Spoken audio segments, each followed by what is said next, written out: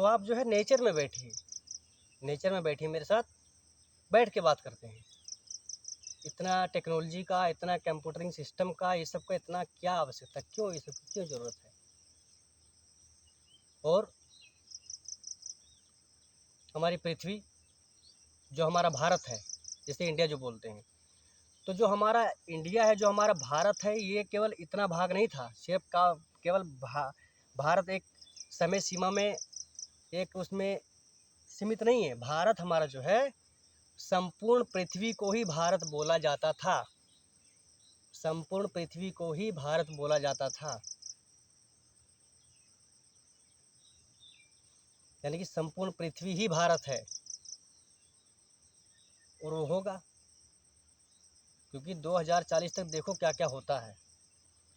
तो पहले आपको ये भी, इसीलिए मेरे चैनल का नाम ही यही है, सतयुगा आगमन 2040, संपूर्ण पृथ्वी भारत।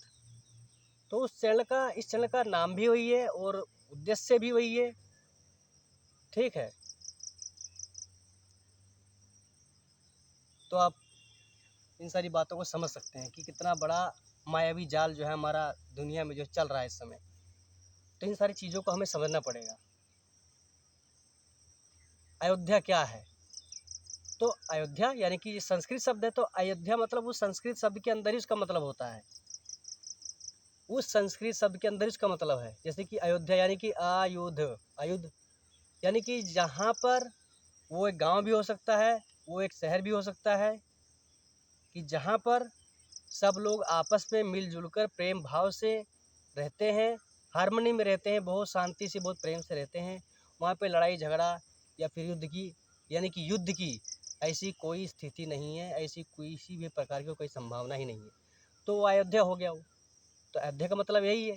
और मैं तो चाहता हूँ, मैं तो सभी से रिक्वेस्ट करना चाहूँगा, जैसे कि मैं भारत में हूँ, और भारत में मतलब मैं यूपी से हूँ, तो मैं सभी से गुजारिश करना चाहूँगा कि सभी लोग आपस में मिलकर रहें, और ऐसा एक गांव, क्योंकि उन्होंने, कल्कि भगवान पीटी ने साफ साफ कहा है कि मतलब, जैसे कि महाभारत में जब 3 गांव मांगे गए थे कृष्ण भगवान के द्वारा, तो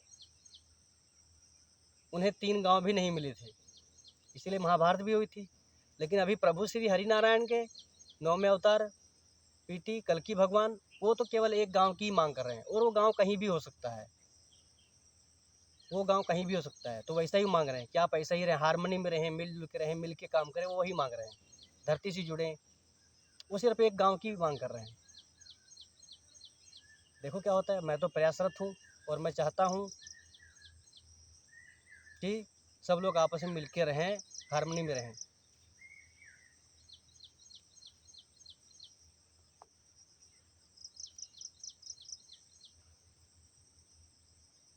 अश्वत्थामा कौन है?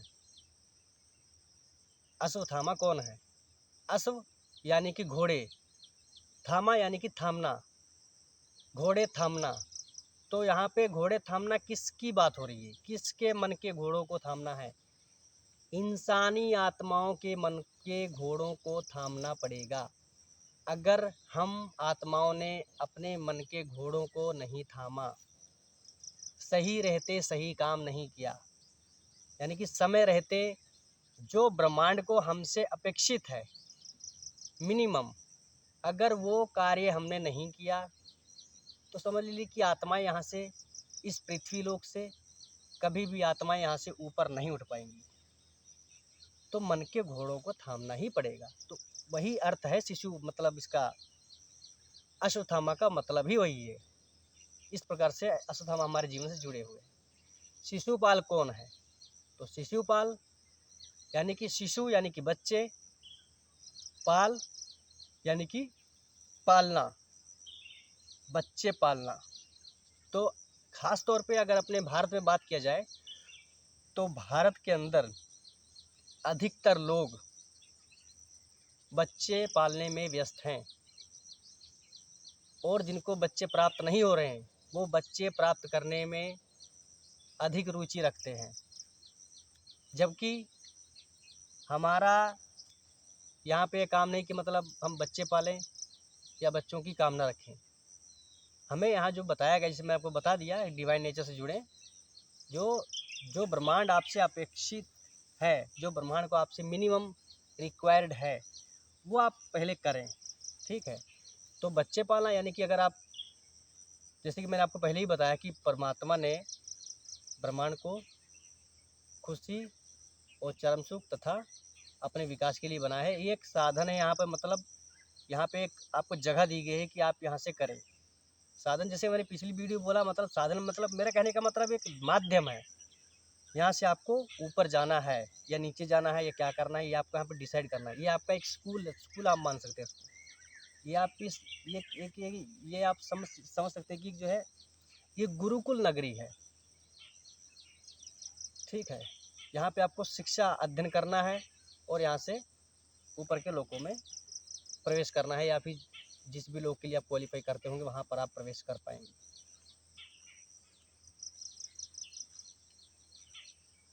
तो शिशुपाल यानी कि बच्चे पालना, तो जैसे कि मैं पहले आपको स्पष्ट रूप से क्लियर कर देना चाहूँगा, जो हमारे कृष्ण भगवान थे, तो जो हमारे कृष्ण भगवान थे उनकी भी कई स्त्रियों के साथ में स्त्री संग था। और जो हमारे दानवों के गुरु हैं, गुरु शुक्राचार्य, तो उनका भी कई स्त्रियों के साथ में स्त्री संग है।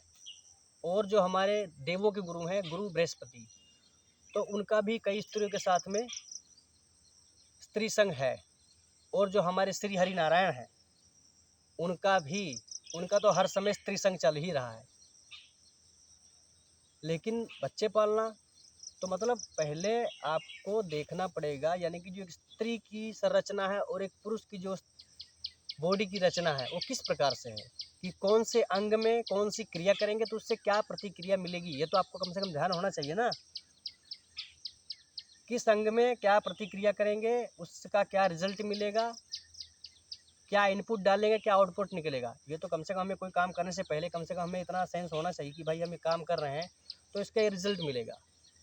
आप कर सकते हैं, आपकी इच्छा है, आपकी इच्छा आप कर सकते हैं, इसमें बुराई नहीं, मैं बुरा नहीं बोल रहा हूँ, आप कर सकते हैं। लेकिन आपको पता होना चाहिए ना कि इस क्रिया से ये प्रतिक्रिया मिलेगी। और बच्चे यानी कि बच्चे एक जिम्मेदारी, तो आप एक जिम्मेदारी ले रहे हैं, आप एक रिस्पॉन्सिबिलिटी ले रहे हैं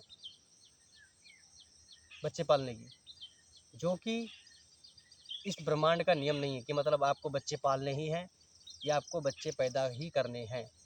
हाँ, वो एक अलग स्थिति होगी कि जब इस पृथ्वी लोक पर केवल एक ही स्त्री और एक ही पुरुष बचेगा, तब उसमें जो है रिक्वायर्ड चीज़ें हो जाती हैं कि जब इस धरा पर, इस पावन धरा पर, धरती लोक पर केवल दो ही आत्माएं हों, एक हो स्त्री और एक हो पुरुष, तो वैसी स्थिति में जो है हमें करना चाहिए, उस स्थिति में करना पड़ेगा। क्योंकि जो डिवाइन का जो सर्कल है वो कैसे, फिर जो काल का जो चक्र है तो कैसे चलायमान रहेगा।